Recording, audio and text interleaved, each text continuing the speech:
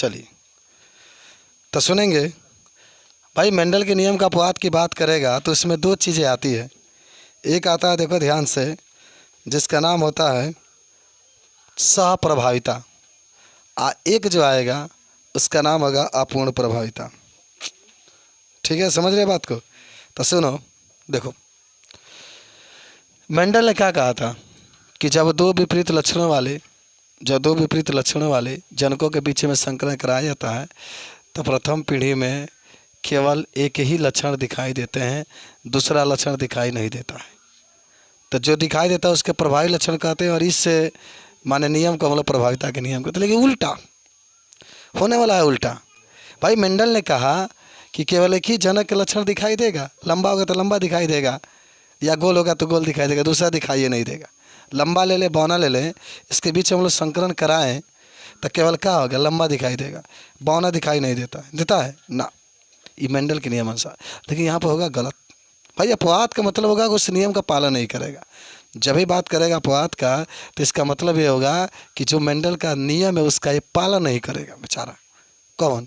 सहप्रभाविता। तो सुनो ध्यान से, जब दो जनकों के बीच में संकरण कराया जाता है, याद करो सब लोग, जब दो जनकों के बीच में संकरण कराया जाता है और दोनों जनक के गुण F1 पीढ़ी के जो संतान होता है उसमें उपस्थित होता है, या दोनों साथ साथ जाता है, तो उसी को कहते हैं सहप्रभाविता। कहने गए अच्छा हेडिंग के का पहले लिख देते हैं सहप्रभाविता। देख रहे हो, दोनों साथ साथ जाएगा। देखो याद करो, स का मतलब साथ साथ, प्रभाविता का मतलब होता है ना जाता है, प्रभाविता का मतलब प्रभावी होता है। माने जब दो जनकों के बीच में हम लोग संकरण कराने के बाद जब F1 पीढ़ी में संतान बनता है उस समय दोनों जनकों का गुण साथ साथ जाता है। भाई पहले वाला का भी जाएगा, प्रभावी वाला भी जाएगा, अप्रभावी वाला भी जाएगा, तो उसी को हम लोग क्या कहते हैं, सप्रभाविता। स का मतलब होता है साथ साथ, अप्रभाविता का मतलब प्रभावी होता है। दोनों जनक के गुण प्रभावी होते हैं, दोनों। लंबा लो, लेकिन लंबा के में उदाहरण नहीं लेना, इसमें सबसे बेस्ट उदाहरण होता है एक लाल पशु ले लो, लाल पशु ले लो। एक देखना, तुम लोग ध्यान से देखना है। एक सफ़ेद मान लो पशु ले लो, एक लाल पशु एक सफ़ेद पशु, दोनों के बीच में संकरण करा दो, तो जौन पशु बनेगा उस साला बनेगा चितकावरा बनेगा। यानी उसका लाल भी रहेगा, सफ़ेद रंग का रेखारी भी रहेगा, दोनों दिखाई दे रहा है। ललका का भी गुण आ गया, सफ़ेद का भी गुण हो जाएगा। उसको छोड़ा ना तुम लोग गाय का भी, या छोटे जो बच्चे होते हैं उसके भी, गाय के जो बछड़े होते हैं उसका भी उदाहरण देखते होंगे। गाय काली है और बैल सफ़ेद है, तो हो सकता है कि जो जनक जो पैदा होंगे उसमें दोनों का क्वालिटी आएगा। देखना नो, ब्लैक तो होता है, हमारे संतान पैदा होंगे ब्लैक भी होता है, और उसके ऊपर सफ़ेद रंग का चितकावरा भी, माने रेखाएँ भी बनी होती है, तो चितकावरा उसको बछड़ा कह सकते हो। तो दोनों गुण साथ साथ प्रदर्शित होता है। बात समझे कि नहीं समझे?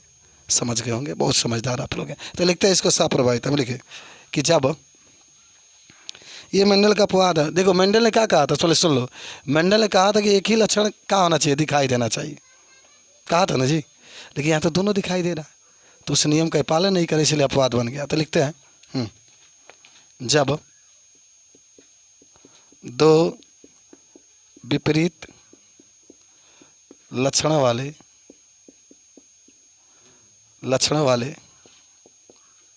जनकों के मध्य संकरण कराया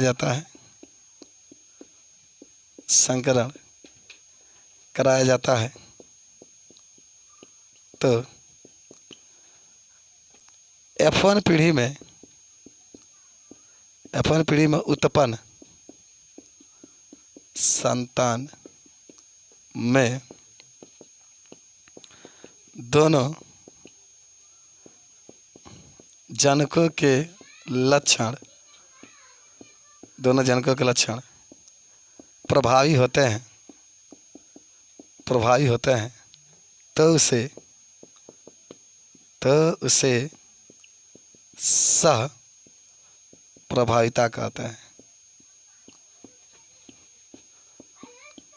तो उसे सप्रभाविता कहते हैं माने दोनों के लक्षण साथ साथ प्रदर्शित होंगे, दोनों के लक्षण, पहला जनक दूसरा जनक, तो दोनों के लक्षण जब साथ साथ प्रदर्शित होंगे तो मेंडल के नियम को पालन करेगा नहीं, तो इसलिए इसको कहते हैं सह प्रभाविता। इसका सबसे बेस्ट उदाहरण देखो, आपको लेना का है लाल पशु ले लो, ठीक है ना। आपको कल पढ़ाया गया था कि लाल आपका क्या होता है, प्रभावी होता है, सफ़ेद आपका अप्रभावी होता है। तो आपको क्या लेना है, लाल पशु, लाल पशु, और फिर क्या लेना है, सफ़ेद पशु। ओके, और दोनों के बीच में क्या होगा, संकरण होगा, संकरण होगा, तो क्या बनेगा, चित्त कबरा, चित्त कबरा पशु बन गया। चित्त कबरा F1 पीढ़ी इसको कहते हैं, ठीक है। तो इसी को हम लोग क्या कहा जाता है, इसी को हम लोग कहते हैं का सहप्रभाविता। खूब अच्छा उदाहरण आपको एकदम सिंपल बताएं, ठीक है ना। हम भी माने गहन किए हैं, 4-5 साल के अनुभव में एक्सपीरियंस किए हैं, तब आपको बता रहे हैं कि एकदम सेटलमेंट हो जाए आपके दिमाग में।